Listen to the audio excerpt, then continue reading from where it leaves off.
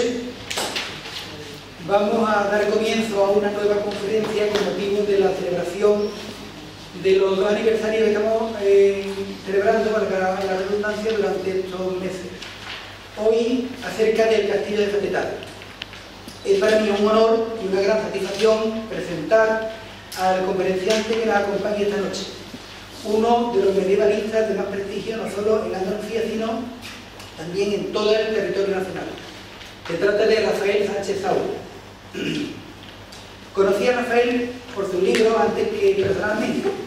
Sin embargo, teníamos un amigo común, Antonio Campanario, sabes que hoy no ha podido estar aquí, que estudió conmigo el bachillerato y conmigo la carrera. Rafael posteriormente fue profesor mío en la Universidad de Cádiz. Ha intervenido recientemente en las jornadas dedicadas a los 750 años de la conquista de Jerez y el puerto de Santa María, y yo contacté con él y le propuse la posibilidad de intervenir en las nuestras, y él no lo dudó. Se brindó rápidamente a venir, sin ningún tipo de compromiso, y a participar en este ciclo de conferencias y aportar su granito de arena para la construcción de la historia de nuestro pueblo. Ha titulado su conferencia "La construcción del castillo de Espera en el contexto de la situación de Al-Ándalus a principios del siglo X". Pero para que ustedes conozcan una aproximación al currículum de Rafael Sánchez Saura, tengo que decir que, en cuanto a título y cargo académico ejercido, él es doctor en Historia por la Universidad Complutense de Madrid, es catedrático de Historia Medieval por la Universidad de Cádiz, es director de la Real Academia Hispanoamericana de Cádiz desde 2007 a 2009, es académico correspondiente de la Real Academia de la Historia, de la Matritense de Genealogía y Heráldica, de la de San Dionisio de Ciencia, Arte y Letras de Jerez de la Frontera y de la Sevillana de Buenas Letras. Decano de la Facultad de Filosofía y Letras de 1999 hasta febrero de 2004. Rector de la Universidad San Pablo CEU de Madrid entre 2009 y 2011. Director académico de la Universidad Tomás Moro de Madrid desde septiembre de 2011 hasta junio de 2013. Presidente de la UNLA, Ciencia y Sociedad de la Universidad de Cádiz 2005 hasta 2009. Miembro de la Junta Directiva del Centro de Estudios Históricos de la Real Maestranza de Caballería de Ronda, en Málaga. Miembro de la Junta Directiva de la Cátedra Alfonso X el Sabio de la Fundación Caballero del Puerto de Santa María, en nuestra provincia. Miembro de la Comisión de Patrimonio de la Diócesis de Cádiz y Ceuta. Entre sus publicaciones tenemos una decena de libros y más de 100 colaboraciones en obras colectivas, así como trabajos publicados en revistas especializadas sobre historia medieval y moderna. Y entre ellos también su linaje sevillano medieval, que fue el primer libro suyo que yo compré, en el que hace un recorrido por la historia de los señores de nuestro castillo y de gran parte de nuestro pueblo durante casi 600 años, los Rivera y sus sucesores. Es colaborador en el diario biográfico español de la Real Academia de la Historia, colaborador habitual en los diarios del Grupo Colín, mantiene la columna llamada El Fío, publicada los jueves en Diario de Cádiz, Diario de Sevilla, Diario de Jerez, Europa Sur, de Algeciras, El Día, de Córdoba, Málaga Hoy y Huelva Información. Sin nada más que decir por mi parte, tengo que agradecer a Rafael su presencia hoy entre nosotros. Y como ya dije, el día de la presentación de esta jornada, los conferenciantes que han venido se encuentran entre las personalidades más destacadas de la historia y del arte de toda Andalucía. Yo solamente agradecerle por último a Rafael su asistencia y le cedo la palabra. Buenas noches, buenas tardes a todos. Ya han visto, se ha extendido mi amigo Manolo, pues toda esa exposición de cosas que la verdad poco tienen que ver con el hecho de que yo esté aquí esta noche. Esta noche por dos motivos. Primero es por la amistad con Manolo Garrucho, que él ha explicado perfectamente. La vida académica pues crea esos lazos, esos vínculos que ya han visto ustedes que son multiformes. Él es amigo casi de la infancia, de alguien que después es compañero mío de facultad y sin embargo él después es alumno mío en la facultad, y ahí se crea una especie de triángulo, pues en fin, en el plano académico pero también en el plano afectivo, y yo pues francamente estoy aquí porque me lo pide y estoy encantado de estar con ustedes esta noche. Y naturalmente agradecido al Ayuntamiento de Espera que me da esta oportunidad pues, de conocer un poquito mejor este pueblo. Y en segundo lugar, pues estoy también aquí y porque es la primera vez que intervengo en un acto celebrado en este pueblo, cosa que me hace una extraordinaria ilusión. Manolo y algunas personas más con las que tengo contacto, aquí el secretario de mi facultad de Cádiz, ¿no? Y tal, pues saben verdaderamente el estrechísimo vínculo afectivo y emocional que yo tengo con la Sierra de Cádiz, con la Sierra de Grazalema. Yo, pues, si me siento de alguna tierra, es de esta. O sea, es la verdad, aunque no naciera muy lejos de aquí, me criase muy lejos de aquí, pero todo lo que tiene que ver pues, con este mundo, pues para mí tiene un encanto extraordinario, mucho más que un encanto, es algo que me llega profundamente al corazón. Entonces, bueno, pues como yo mi vínculo más estrecho es con Prado del Rey, pues precisamente porque uno no tiene con Prado del Rey y está tan cerca, pues viene poco a Espera, porque cuando bajas a Prado del Rey y si haces una excursión, pues no vienes a Espera, te vas un poco más lejos. Entonces, es una de estas asignaturas pendientes que he tenido por casi toda mi vida, y ahora mismo, pues, hace muchísimos años que no venía al castillo, y gracias a Manolo he hecho un recorrido que me queda impresionado de los cambios naturalmente favorables que he notado, y les felicito de verdad pues, por esa joya que tienen ahí tan bien cuidada y tan interesante desde todos los puntos de vista, histórico, artístico, etc. El castillo y su comunidad. Así que por eso que estoy aquí, y yo no voy a hablar mucho del castillo porque hay una persona que ha trabajado en el castillo directamente, que la arqueóloga que ha tenido pues, en fin, la fortuna verdaderamente de poder unir en mano una pieza como esa y que le está encomendada también una conferencia en este ciclo. Así que yo del castillo mucho no voy a hablar. Yo por eso el título de mi conferencia es un poco largo, pero quería dejar muy claro pues, a los posibles asistentes de qué es lo que yo voy a tratar. Yo voy a tratar del contexto político, social, que hace posible que en un sitio como este, en el centro, en el corazón, vamos a llamarlo así, de Al-Ándalus, muy cerca de Córdoba, muy cerca de Sevilla, relativamente, muy cerca de la zona de la Serranía, pues que resultara que por circunstancias que son las que veremos, se decidiese hacer en un momento dado una fortificación junto con otras que también hay en ese momento. ¿Por qué? ¿Por qué a Ramán III pues se le ocurre hacer ese castillo en ese momento preciso, etcétera? Pues para todo esto es lo que a mí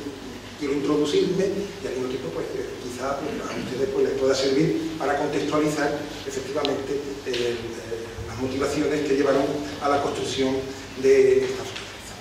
Me voy a remontar por un momento a la conquista, 711, que hace poco pues, se ha celebrado también en 1100 aniversario de la conquista musulmana de España, y para situarnos pues, realmente en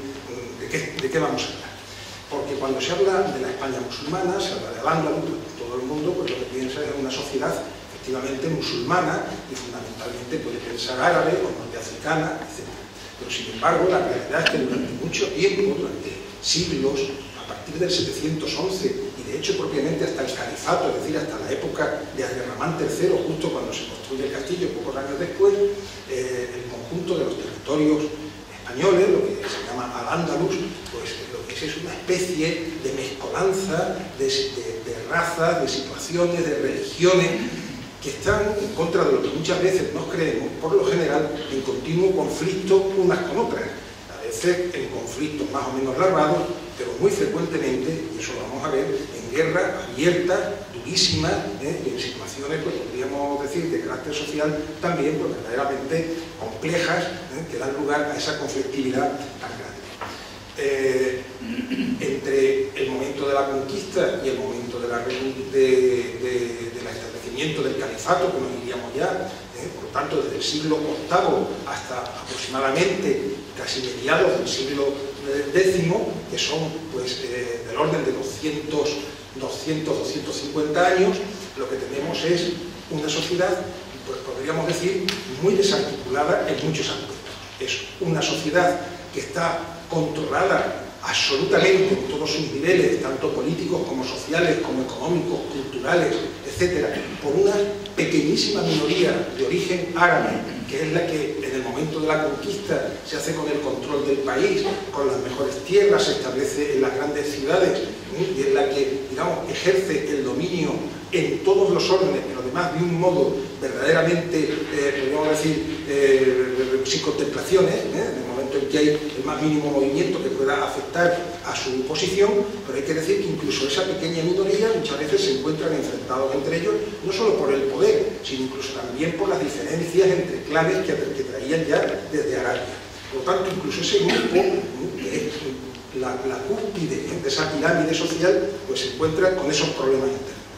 Abajo nos vamos a encontrar todo otro sector mucho más numeroso, que es de origen bereber, norteafricano, que son también conquistadores, que son también de religión musulmana, pero que están en relación con los árabes en una situación de absoluta inferioridad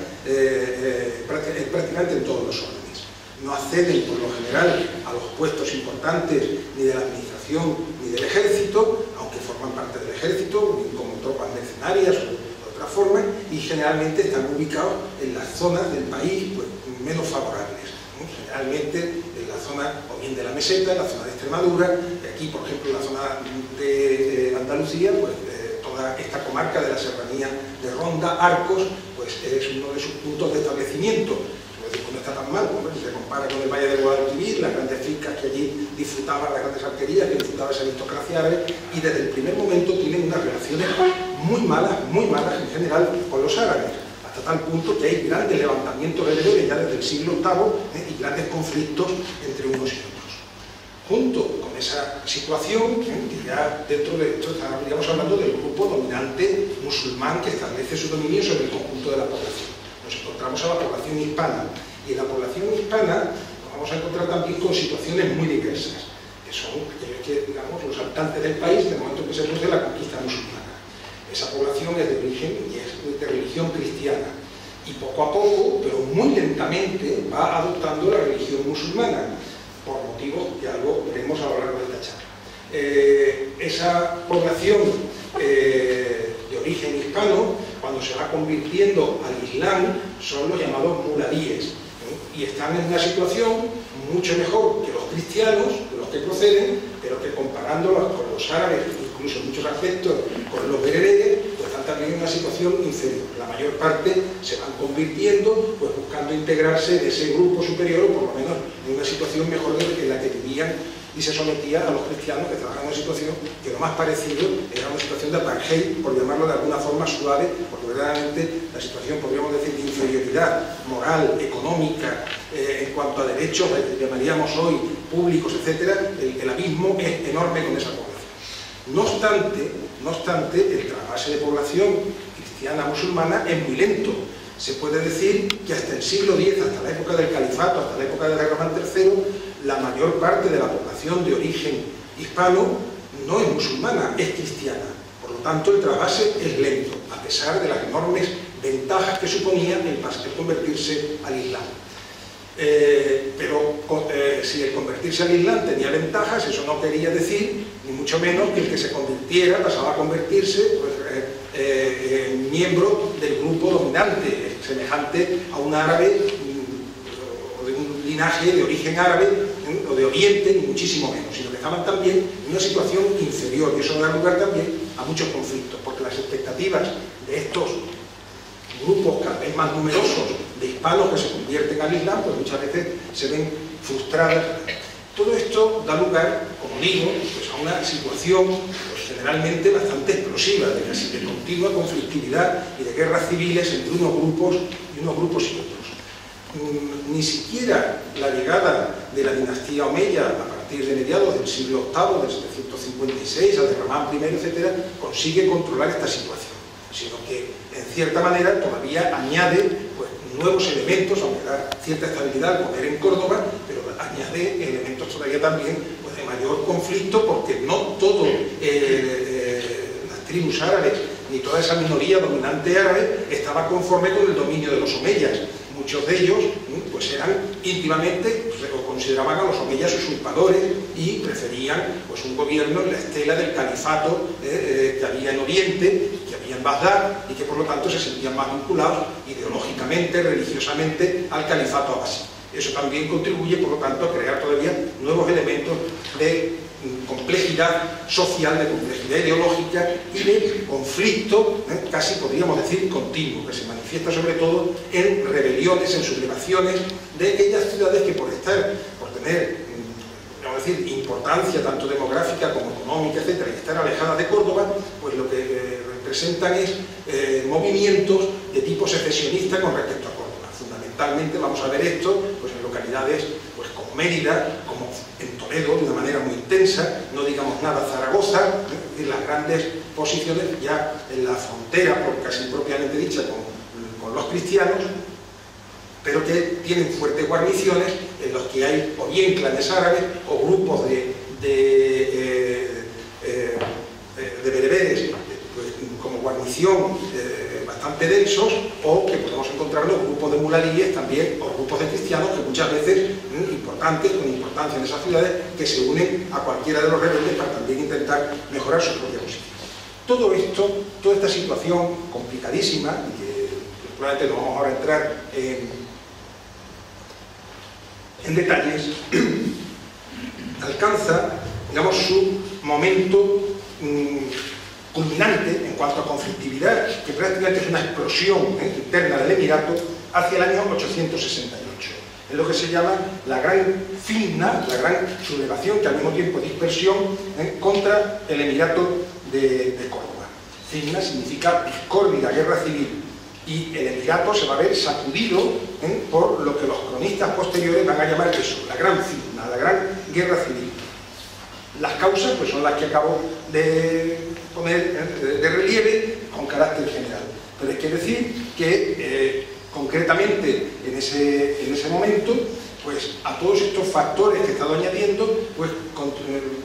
se añade también el hecho de que los cristianos del norte comienzan ya a tener en ese momento pues, cierto poder, y comienzan también, pues digamos, a incidir en la frontera y a crear también causas propias de desestabilización del propio Emirato de Córdoba. Esa presión cristiana se traduce en un hecho. El emir de Córdoba necesita movilizar ejércitos cada vez mayores. Para ello necesita imponer también contribuciones, tributos, impuestos cada vez mayores a la población. Naturalmente, esos tributos se ponen sobre todo a la población pues, en peor situación, ya de entrada, fundamentalmente a los cristianos, a los que se sometía a un régimen fiscal verdaderamente ominoso, y también pues, incluso a los propios muladíes. Las capas superiores, pues digamos, se veían exentas de esas situaciones por lo general. Pero todo esto alimentó también la discordia y los conflictos de una manera concreta en esa época muy grande. Entre el 864 y el 874, en esa década en la que estalla pues, esta verdadera guerra civil, que es como una explosión del Emirato, nos vamos a encontrar además con que es una década catastrófica en cuanto a lo climatológico, epidemias, hay unos veranos secos, tórridos, hay sequía, malas cosechas, carestía de alimentos, hambres, epidemias, todas las situaciones. La población se sabe que descendió, hay grupos de bereberes que en ese momento emigran de nuevo a África, etcétera, etcétera. Todo esto, durante bastante tiempo, la tradición historiográfica, esta fitna, la veía sobre todo como un gran levantamiento de muladíes, es decir, de musulmanes de origen hispano, convertidos al Islam, y que, digamos, estaban disconformes pues, con este régimen, con esta situación que favorecía especialmente a los conquistadores, y especialmente de los conquistadores, como digo, a los árabes. Pero la larga serie de agitaciones que comienzan desde el 860 en adelante, hay que decir que no solo, lo vamos a ver, está protagonizada por muladíes, sino también por cristianos, es decir, por esa parte de la población que era incluso mayoritaria en ese momento en el conjunto de Al-Ándalus, que todavía en ese momento pues se mantienen fieles a su religión católica. Esos cristianos son los que habitualmente, aunque con cierta impropiedad, pues los llamamos habitualmente mozárabes. Por lo tanto van a ser muladíes y mozárabes los grandes protagonistas de estos levantamientos, aunque como veremos no son solamente ellos, hay también discordias entre los mismos árabes, los bereberes, etc. En el 868 se va a producir una gran rebelión en Mérida, en el 871 se produce la gran rebelión de los muladíes del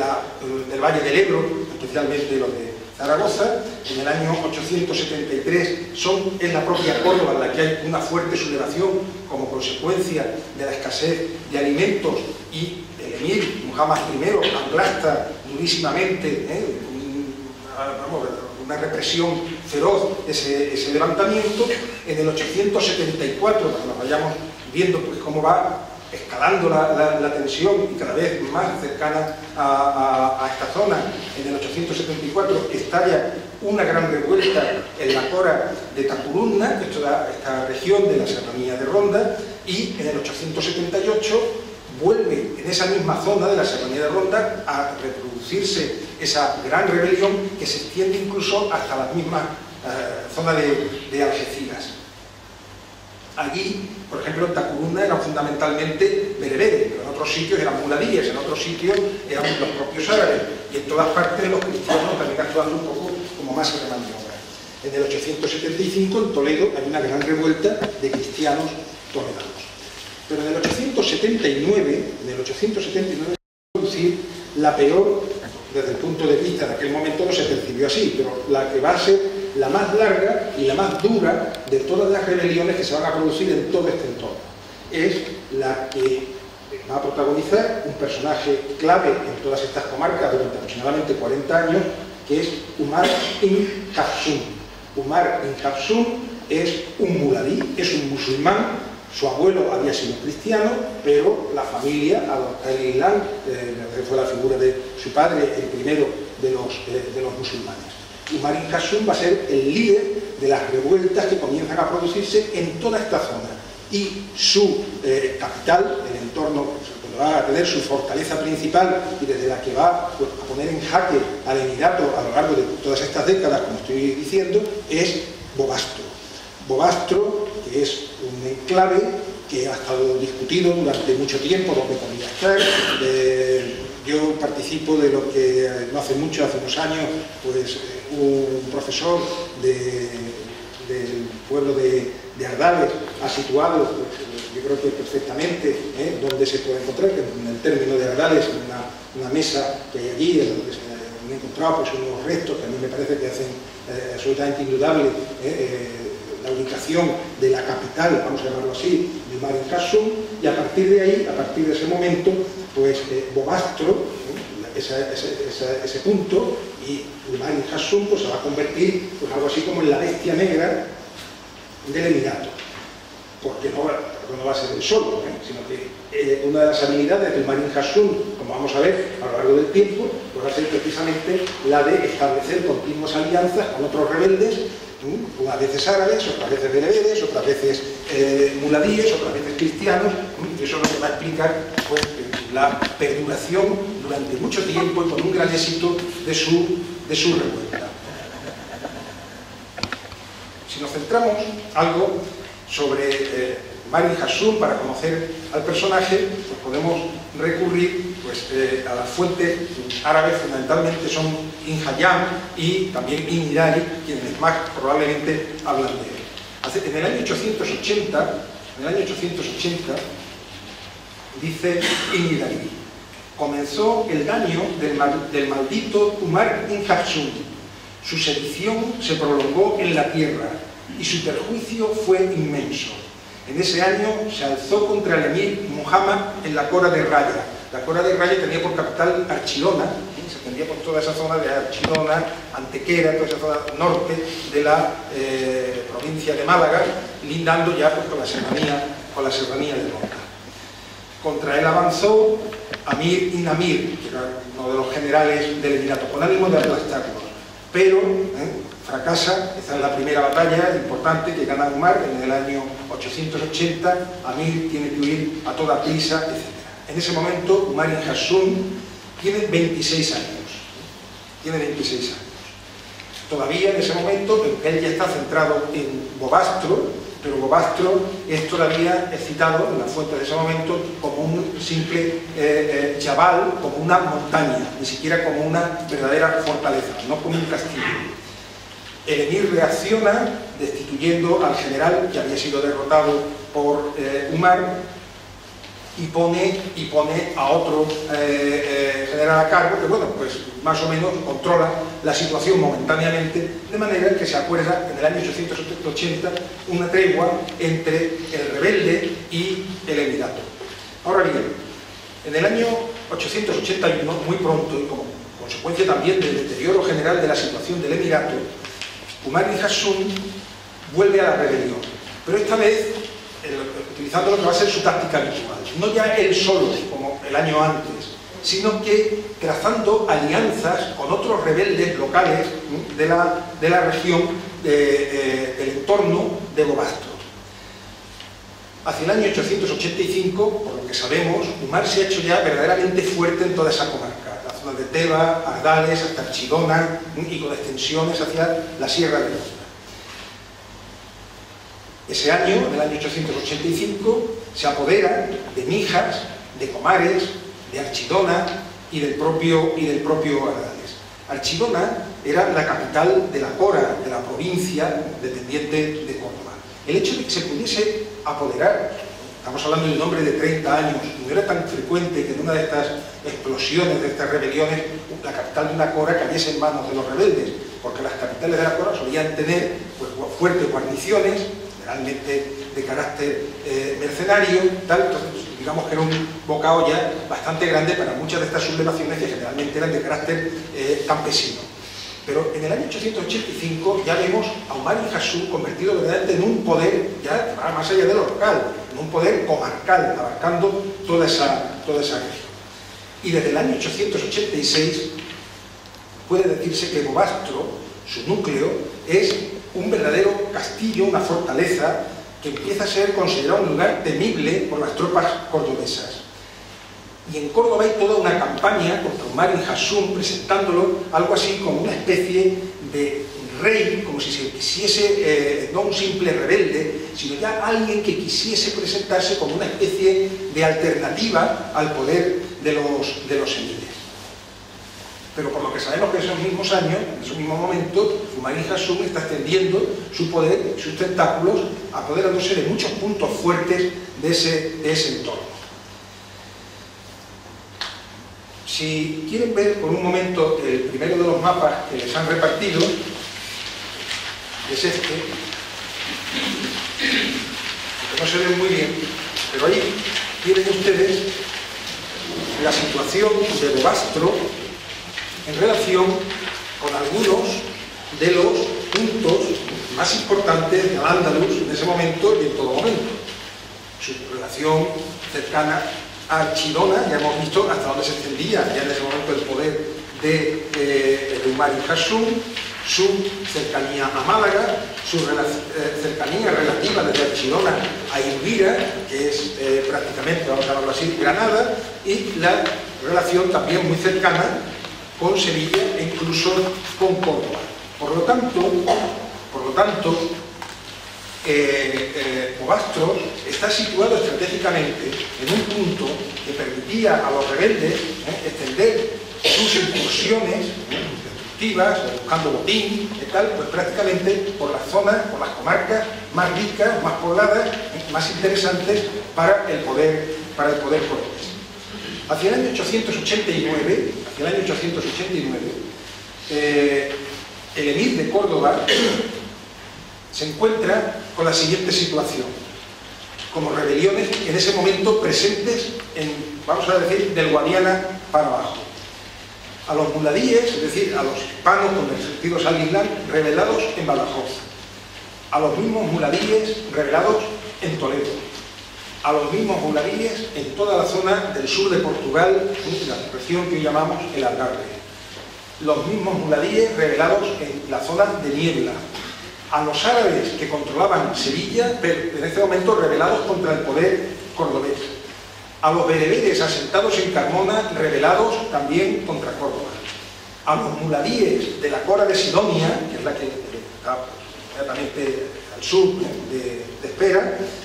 también en ese momento en rebelión. Los muladíes de la Cora de Raya, rebeldes. Los árabes que controlaban la ciudad de Elvira y de Granada, el entorno, rebeldes contra él. Y los muladíes y los cristianos de Murcia,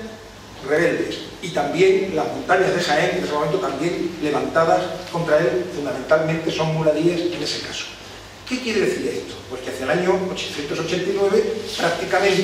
prácticamente todo el sur de la península, todo Al-Ándalus, pues ardía en guerra contra el emir de Córdoba. El emir, que es el emir Atalá, se dio cuenta de que, aunque tenía toda esta situación verdaderamente, casi podríamos decir, desesperada, el eje sobre el que gravitaban todas estas rebeliones era la presencia de Umar ibn Hassún o buena parte de ellas, de Umar ibn Hassún en Bobastro. Es el elemento, digamos, que coordina a muchos de ellos, o que en buena medida aprovecha la situación que otros están creando localmente para ir extendiendo su poder. De tal forma que toma la decisión en el año 889 de lanzar pues, una gran campaña contra Bobastro, con la intención de tomar ese gran castillo, pero que se haya convertido realmente en lo alto de esta peña, en el término actual de Ardales. ¿Qué pasa en ese momento? Pues que Alabá consigue, el emir en persona, consigue derrotar a Umar ibn Hassún, pero no consigue tomar Bobastro, lo cual es muy indicativo del poder que ya había ido adquiriendo y de cómo se había fortificado ese verdadero nido de águilas que se había convertido Bobastro. Parece inicialmente, hacia el año 889, que digamos, Umar ibn Hassún pues, se ha visto frenado en esa ofensiva. Pero en el momento en que los cordobeses desaparecen en el horizonte y se vuelven a Córdoba o a tratar de aplastar una de estas otras rebeliones que existían, inmediatamente después vemos como Umar contraataca, aliado con los bereberes de Ronda, toma ese mismo año, en el año 890, a tomar Estepa, Osuna, Écija, e incluso se extiende su poder ya directamente hacia Algeciras. En ese primer momento, en el 890, que más adelante acabará controlando Algeciras, no la puede tomar, pero devasta la comarca, ocupa los castillos del entorno, etc. Algeciras es un punto absolutamente fundamental para el poder emiral, para Córdoba, porque es el que asegura la relación con el norte de África. Pero es que en ese momento el gran miedo que pueden tener los omeyas es que, teniendo en cuenta que no controlan, que pueden dejar de controlar el paso del norte de África, pueden encontrarse con que con el sustrato que ofrece Umar ibn Hassún, pues se pueda producir una entrada de los abasíes y de los grupos, o de los fatimíes, que comienzan ya también en ese momento a controlar partes del norte de África, fundamentalmente la zona de Túnez, y que son enemigos jurados de los omeyas. Luego, Umar ibn Hassún, habilísimamente, se extiende hacia Algeciras, no por un capricho, ni por ánimo simplemente de conseguir más botín, sino sobre todo por crear esa nueva amenaza, en este caso ya, podríamos decir, internacional al emirato. Todo esto incidía, naturalmente, en el agravamiento cada vez mayor de la situación social en el seno de Al-Ándalus, porque lógicamente todos estos conflictos lo que hacía era aumentar las diferencias entre unos grupos y otros. En el mismo año 890 se va a producir la muerte en una emboscada de un grupo de notables árabes atacados, sevillanos, pero atacados por bereberes y por muladíes cerca de Setefilla, cerca de la actual localidad de Lora del Río. ¿Y cuál es la reacción? Esto es un hecho puntual, pero para que conozcamos también cómo se estaba desenvolviendo en ese momento la vida en toda Al-Ándalus. Nos dice Ibn Hayyam: cuando la noticia llegó a Sevilla, a oídos del gobernador Umayya, lloró la muerte de sus tres hermanos. Tres hermanos del gobernador de Sevilla habían muerto en esa emboscada, y reaccionó enconadamente contra los muladíes. Convocó a los árabes de Sevilla y de Carmona y les ordenó el exterminio de los que vivían en Sevilla. Las espadas hicieron su agosto en las nucas y cabezas de los muladíes que vivían dentro de la ciudad y lugares vecinos. Y inmediatamente la matanza se extiende también contra los cristianos, etc. Sevilla, esto lo cuenta ahora ya Levi Provençal, ofrecía un espectáculo horroroso de muerte y de saqueo por doquier. Con esta catástrofe se exterminó la organización muladí en Sevilla, a excepción de una insignificante minoría. Es decir, quiero decir cuál es este momento, porque si no parece rebeliones aquí y allá, bueno, esto significa una rebelión y lo que en ese momento implicaba concretamente en Sevilla. Un poeta sevillano, de origen árabe, Abdalá, de la tribu de los Aguasiná, describió con los versos que ahora voy a leer la derrota de los muladíes. Estos versos son muy conocidos. Con nuestras espadas hemos exterminado a los hijos de los esclavos, dejándolos tendidos, mordiendo el polvo de la derrota. Hemos dado muerte a 20.000, sin contar los que se hundieron y murieron ahogados en un río de chilas olas. Eran perros que se atrevieron a atacar a leones en su guarida. Estos versos me parece que describen perfectamente cuál es el espíritu de esa aristocracia árabe que controla el país y cómo reacciona cuando se discute su poder por grupos a los que consideraban inferiores, no porque fuesen de origen previamente cristiano, etcétera, sino porque lógicamente ellos tenían muy claro que ellos son la raza de los conquistadores y nosotros son los hijos de los esclavos a los que hemos dominado y que ahora pretenden igualarse con nosotros. Naturalmente, esto nos explica también el por qué los muladíes, los cristianos, o sea, los mozárabes, todos estos grupos, pues naturalmente se rebelaban frente a estas situaciones. Todo esto se trasladaba después en la vida cotidiana en una situación de inferioridad moral y de todo orden verdaderamente abismal entre unos grupos y otros. Bien, concretamente la rebelión de Umar hacia el año 890 se ve enormemente favorecida, como podemos imaginar, por esta situación, por estas matanzas en Sevilla y en otras que se estaban produciendo en otros sitios. Eso es lo que le anima a salir de las zonas montañosas y a penetrar cada vez más en la misma campiña cordobesa. Va a elegir como punto para introducirse en la campiña y amenazar directamente a Córdoba la hoy llamada villa de Aguilar de la Frontera, pero que entonces era la villa de Polei o Pulay, con el nombre de época musulmana. Una fortaleza muy bien situada hacia Córdoba y desde la que estaba ya lanzando continuamente sus incursiones contra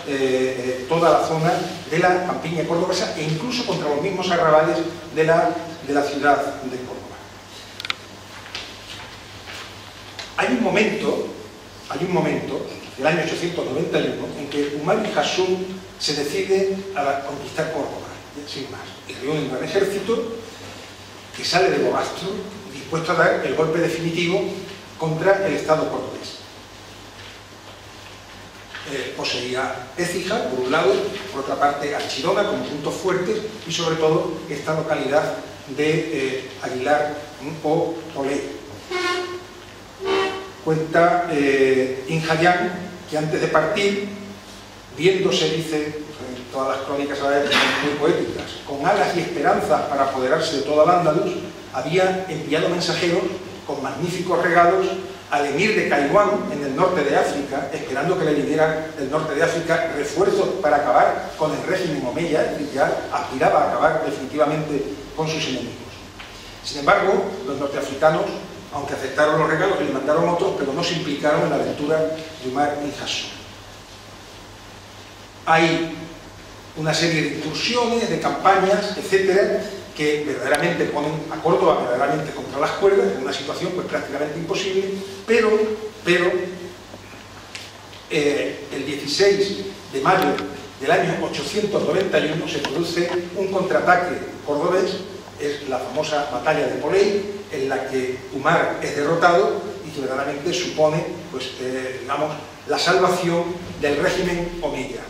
Estamos en el 891, ¿no? Recuerden siempre, 914, fundación de nuestro castillo de Espera. En el año 891, Umar, digamos, ve frustradas sus ambiciones de apoderarse de Córdoba y de acabar con los omeyas. Pero, sin embargo, eso no significa que acaba ni mucho menos la rebelión de Umar. a pesar de que esa derrota le impide desarrollar las campañas en el entorno de Córdoba y, digamos, frenan su línea de acción, pero él seguía controlando un enorme territorio que iba prácticamente desde Granada, pasando por el sur de Jaén, buena parte de la provincia de Málaga, buena parte de la provincia de Cádiz y toda la zona sur de la provincia de Sevilla actual. Incluso por localidades tan importantes como Archidona o como Écija.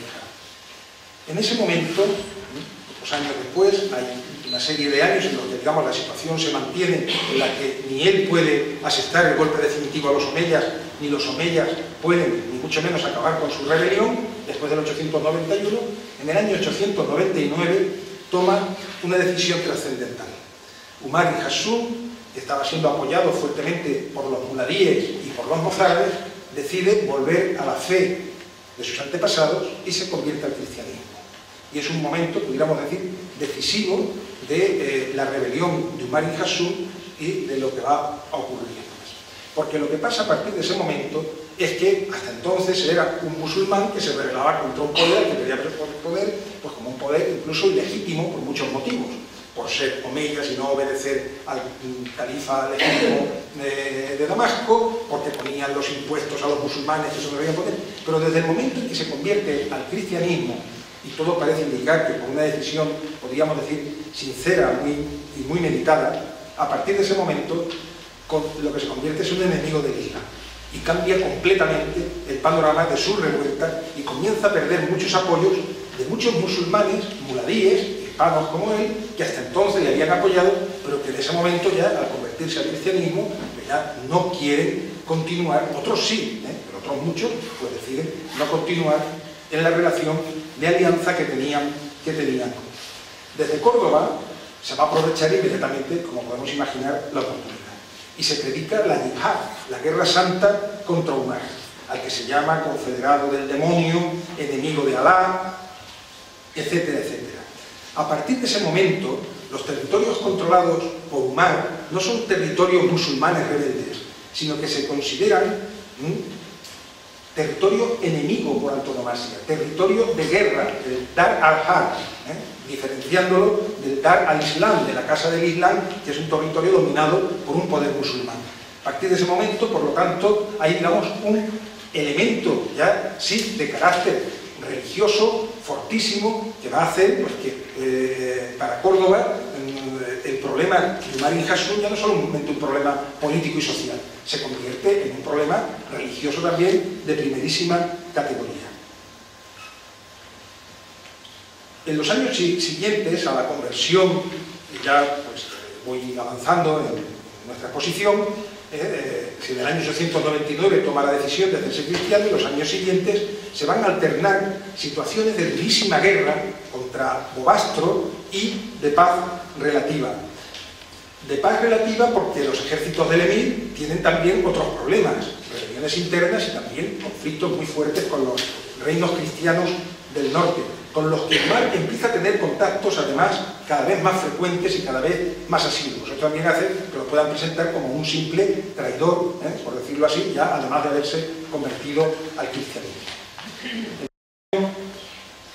el año 907 se produce una gran aceifa, una gran campaña cordobesa, la llamada aceifa de Algeciras, que consiste en el intento de ataque y de sometimiento de Bobastro, pero en vez de atacarlo de frente desde Córdoba,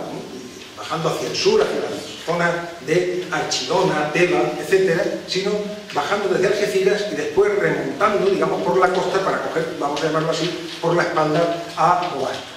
Esa campaña es la que tienen en este otro mapa, el segundo de los que le han repartido, pone aceifa de Algeciras del año 907. Esto nos interesa por un motivo. Por vez primera, como digo,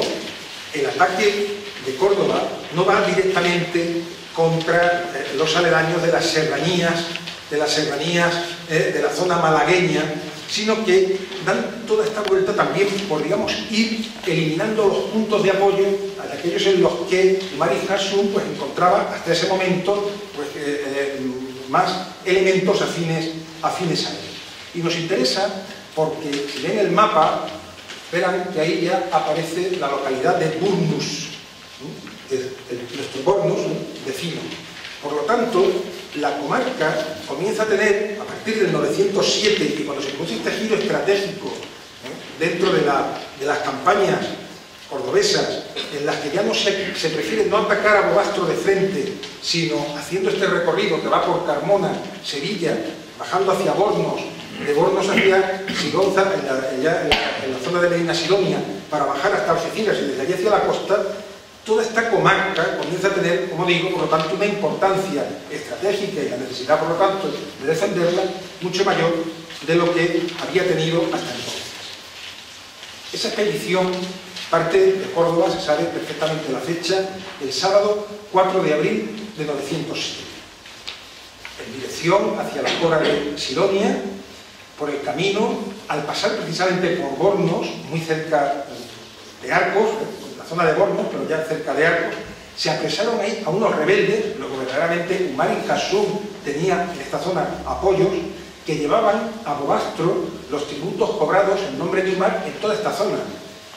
Esto es un detalle interesante que nos muestra hasta dónde llegaban en ese momento los dominios de Umar. Pensemos que desde aquí hasta la zona de Teba, Ardales, hay una distancia importante. Bien, los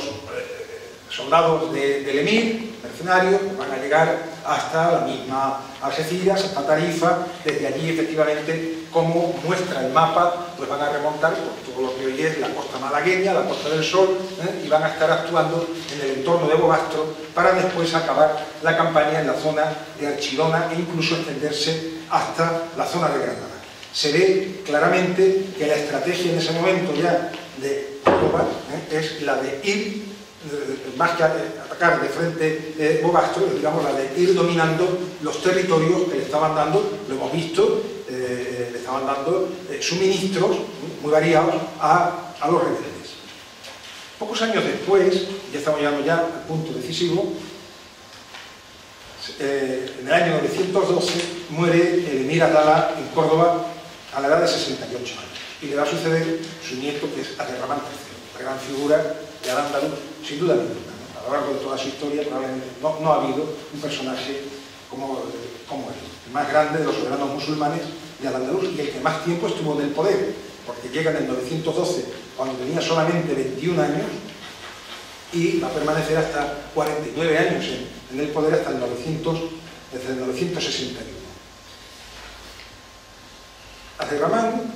se presenta incluso en relación con Umar ibn Hasum una relación curiosa, porque prácticamente Abderramán III, que vamos a ver es el que acaba realmente, no solamente con Umar, sino también con toda la rebelión que había auspiciado, tiene en ese momento prácticamente la edad que tenía Umar ibn Hasum cuando comenzó su rebelión, que tenía 26 años, lo he recalcado. Y sin embargo, ahora ya a estas alturas, Umar ibn Hasum es un hombre de 50 y tantos años, que se ha pasado toda su vida luchando contra los omeyas cordobeses. Es un hombre, por lo que sabemos, porque dicen las crónicas, ya en ese momento cansado de tantas guerras, de tantos conflictos. Realmente en ese momento el protagonismo de la rebelión empieza a pasar a la segunda generación, a sus hijos. Abderramán III, vamos a hacer ahora, ni siquiera el resumen de lo que significó su reinado, pero lo primero que hizo para intentar controlar la situación es crear un muy potente ejército profesional y además esto nos muestra la importancia de Umar ibn Hasum, incluso en este momento que estaba ya debilitado, se propone como primer objetivo la liquidación de la rebelión de Umar. Y esto, la rebelión de Umar, lo va a tener entretenido hasta el año 928, son nada menos que 16 años, y solamente cuando haya acabado con la rebelión de Umar ibn Hasum y con Bobastro, es cuando se va a decidir a convertirse en califa. En el año 929, como saben, es cuando Abderramán III decide a sí mismo al califato, convertirse por lo tanto en la cabeza suprema del Islam español, equivalente en cuanto a título al califa abasí de Bagdad o a los califas fatimíes. Pero mientras no acabó con Umar, no se atrevió a dar ese paso. Eso nos indica la importancia verdaderamente de esa rebelión y todo lo que aquello significó. En el año 913, inmediatamente después de llegar al poder, Abderramán III lanza la primera gran campaña contra Umar y consigue el control de territorios en la zona oriental de los dominios de Umar, las zonas de Jaén y Granada, sobre todo el conjunto de serranías que se extendían al norte y al sur de la ciudad de Granada, porque toda la zona de las Alpujarras y hasta la costa, hasta Salobreña, todo eso en ese momento todavía estaba controlado por Umar ibn Hassún. En la campaña del 913, Umar perdió, según las crónicas, en Jayán fundamentalmente, más de 70 castillos y fortificaciones, es decir, recibe verdaderamente un impacto tremendo como consecuencia de esa campaña. Un poeta cordobés, Ibn Rabijí, escribió un elogio a Abderramán III en relación con esta campaña, que es importante porque nos muestra hasta qué punto le daban importancia en Córdoba a estos triunfos sobre Umar. Dice así: Alá abrió al Islam un claro camino y la gente se entraron en la religión a bandadas, es decir, que en la medida en que el ejército de Córdoba avanza sobre esos territorios rebeldes, los cristianos que apoyaban a Umar ibn Hassún pues se ven obligados a convertirse al Islam o inducidos a convertirse al Islam y Umar va perdiendo esos apoyos. La gente se entraron en la religión a bandadas, murió la herejía, que es como lo van al cristianismo, la infidelidad se dio por entero y los caballos salvajes se humillaron a tomar brida y silla. Volviste a meter en la cúpula del Islam a una bandera rebelde, a la que sacaste a la fuerza de las moradas del politeísmo. El politeísmo es como llamaban a los cristianos, lo que usaban es ser politeístas por el dogma de la Trinidad, con un ejército con el cual se ahoga la vasta tierra, es decir, un gran ejército guiado por la luna, símbolo musulmán, que avanza con sus estrellas. En él, en ese ejército, ven los enemigos los brillantes relámpagos de la muerte, y en él escuchan las melodías del trueno. Dejaste las dos guaridas de Jaén, se refiere a dos fortalezas muy importantes de Umar, que toma Abderramán III, una carnicería, que ha hecho llorar a renegados en tierras politeístas. La campaña es un gran triunfo, es el primer gran triunfo militar de Abderramán III recién llegado al poder. En los años siguientes, en el año 914, es cuando se va a producir otra gran campaña de Abderramán III, en la que por primera vez se nos menciona esta localidad, ¿no? Espera. La campaña de 1914, inmediatamente después de esta tan exitosa del 913, que afectó a la zona oriental de los dominios de Umar ibn Hassún, va a tener como objetivo la zona occidental. Y antes de eso, para asegurarse sus bases de suministro, para no cogerse el enemigo por la espalda, Abderramán III va a sojuzgar Écija y finalmente Sevilla, que hasta ese momento no la controlaba, estaba en manos de una facción árabe rebelde a Córdoba. Y una vez que tiene controlada Écija y Sevilla es cuando lanza otra gran campaña contra Umar ibn Hassún, como digo, ya en el 914, sobre esta zona occidental. En primer lugar, va a merodear por el entorno del propio Bobastro, por toda la zona de Ardales, de Teba, etc., pero desde ahí se dirige hacia Málaga, luego sigue por la costa hasta Algeciras. Todo esto lo pueden ver en el otro de los mapas, en el último de los mapas, en el que están señaladas las principales localidades que son objeto del ataque del 914. Y desde Algeciras sube hacia el norte, hacia Calsana, que era una localidad que podía estar pues, en la zona de la Junta de los Ríos, aproximadamente, la zona de Majaceite, desde ahí hasta Arcos, y desde ahí hacia Asvira o Estera. Ahí, según la crónica de Jayán, en ese momento, y verdaderamente es un privilegio que se pueda decir que un castillo que tiene 1100 años se pueda saber con absoluta certeza no solamente el año, sino prácticamente el mes, y casi si se afina, sería casi el día en que se toma la decisión de comenzar a construir ese castillo. Abderramán comienza la construcción de una fortaleza en Espera, o Asiguira, una fortaleza, se dice que es una fortaleza nueva, que probablemente pues, hubiera allí ya pues, restos de fortificación anterior, y deja, se sabe hasta esos detalles, una guarnición con un escuadrón de caballería y un cuerpo de infantería que son mercenarios bereberes de la zona de Tánger, bajo el mando de un personaje que se llama Yamil al-Balawi, que es el primer, vamos a llamarlo así, el primer alcaide de Espera, históricamente de la fortaleza de Espera. Esa campaña termina en Carmona el 27 de julio de 914, es otro nuevo y gran, importantísimo éxito de Abderramán III. En los 2 años siguientes, en el 915-916, son años de muy malas cosechas en toda Al-Ándalus y de hambruna. Y esto hace que Abderramán III pues, no esté en condiciones de lanzar campañas tan demoledoras como la de los años anteriores. De hecho, se firma un tratado de paz con Umar en el año 916. Y poco después, en el año 918, mientras todavía existía ese tratado de paz, estaba vigente, en febrero, se sabe la fecha exacta, el 1 de febrero de 918, murió Umar ibn Hasún en Bobastro. Fue enterrado con arreglo al rito cristiano en la basílica que él había hecho construir dentro de la fortaleza de Bobastro. Entre el 918 y el 928, en esto ya pues, prácticamente estoy dando los últimos retoques, se sucedieron años de durísima guerra entre Abderramán III y los hijos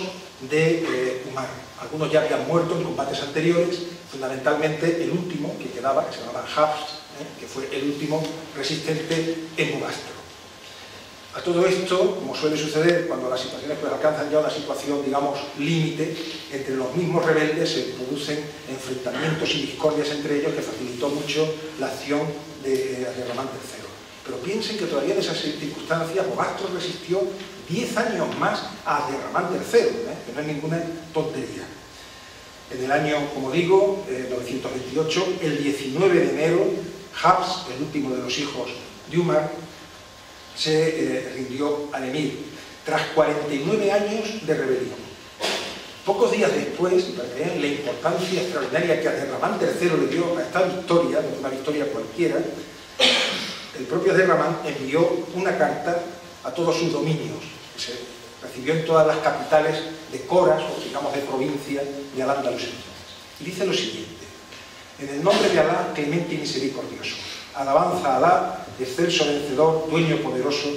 perfecto en sus designios, glorificador y auxiliar del Islam, humillador y develador de la infidelidad.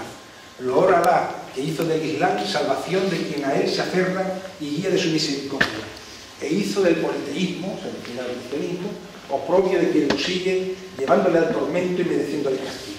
Él hizo de la guerra santa contra sus gentes el mayor de los deberes. Nos, se está refiriendo a él mismo, el emir, desde que Alá nos honró con el emirato y nos distinguió con la jefatura de sus siervos, no hemos cesado de procurar el objetivo supremo de combatir a sus enemigos. Llevaba ya 16 años de reinado de Abderramán III, pues en cada inaccesible peñasco graznaba un cuervo y en cada alta cima desvariaba una cabra. Está refiriendo a los rebeldes que tenían por toda esa enorme comarca sometida. Uno a uno los fuimos buscando y sometiendo, rindiéndolos bastión tras bastión, hasta que Alá humilló su poder, calmó su revuelta, tras haber segado la espada a culpables y perversos, y exterminado la muerte a sus aliados y partidarios, de modo que el país volvió a estar tranquilo y en calma, año tras año, aceifa tras aceifa, campaña tras campaña, hasta que Alá en su poder propició nuestra esperanza. Era la ciudad de Bobastro, dice en esta carta, base del politeísmo, morada de la infidelidad y la mentira, gloria y refugio de la cristiandad, que allí se acogía y descansaba en el centro bien nutrido de sus regiones, donde quien llegaba podía refugiarse y quien se acogía estaba a salvo. Y así durante el largo tiempo que le duró la gracia, en su oposición a los emires que desde hace 50 años, recuerda, guerreaban contra ella. Y sigue otras cosas y dice: nos fuimos a ella en persona, levantando altas ciudades y elevadas fortalezas, una de ellas entera,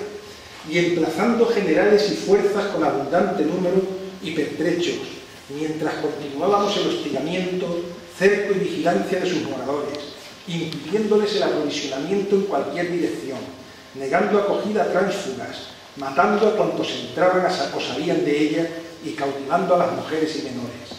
Sufrieron esta inesperada resolución con la mayor constancia, reconoce que lucharon muy bien, pues los agotaba el sitio, mientras muchos morían y otros eran hechos cautivos, hasta ver que no podían aguantar. Les negamos la permanencia en el nido de perdición y les permitimos salir rindiéndose y dispersándose, a lo que se apresuraron por necesidad, salvándose del asedio, para lo que les dimos amplio amán, es decir, a Guerramán III, con tal de acabar ya con la sublevación, a los últimos defensores les dio un perdón general que permitió a este último de los hijos de Umar, ¿no?, pues salir, y se sabe que se estableció en Córdoba. A pesar de este amán, del perdón del emir,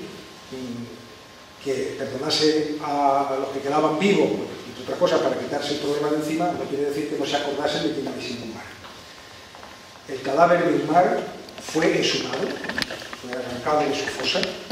fue llevado a Córdoba y fue crucificado en la ribera del río entre los dos hijos que ya anteriormente habían muerto, hijos de Umar que habían muerto en combate y cuyas osamentas estaban ya colgadas, un castigo entonces, digamos, muy usual, el crucificar a los rebeldes como castigo, sobre todo, por supuesto, si eran cristianos. Entonces, se sacó la osamenta de la tumba, se lleva y se colgó en Córdoba. El mismo cronista, Injayán, lo cuente, no deja de lugar a dudas. Abderramán III ordenó sacar de su tumba el perverso cadáver de Umar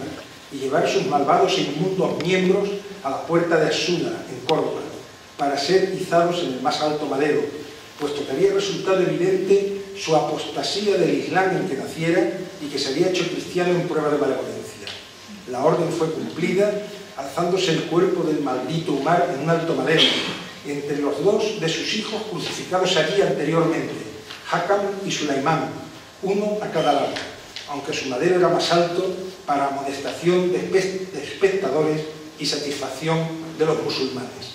Bueno, los cadáveres allí colgados estuvieron 14 años colgados, hasta septiembre o octubre del año 942, y con una gran crecida del Guadalquivir se llevó pues todo ese, en fin, todo ese espectáculo, se lo llevó aguas abajo y desaparecieron para siempre los restos de Umar y de sus hijos. Para entonces hay que suponer que ya por lo menos la fortaleza de Espera, aproximadamente casi ya 30 años después de su fundación, porque se supone que había conocido ya algunos tiempos de paz, desde el año 28 hasta entonces. Pero este es el contexto en el que conviene pues, que situemos el porqué, que podría sorprender a principios del siglo X, una zona pues, tan cerca de ciudades importantes, pues que se pensase no solamente en la construcción de Espera, del castillo, sino de otras muchas fortalezas que entonces naturalmente se hicieron para someter a estos rebeldes. Pues si hay ahora alguna pregunta que se quiera hacer en relación con esto, cualquier otro tema relacionado pues, con la conferencia, pues encantado de atenderles y por lo demás, pues muchas gracias por su atención.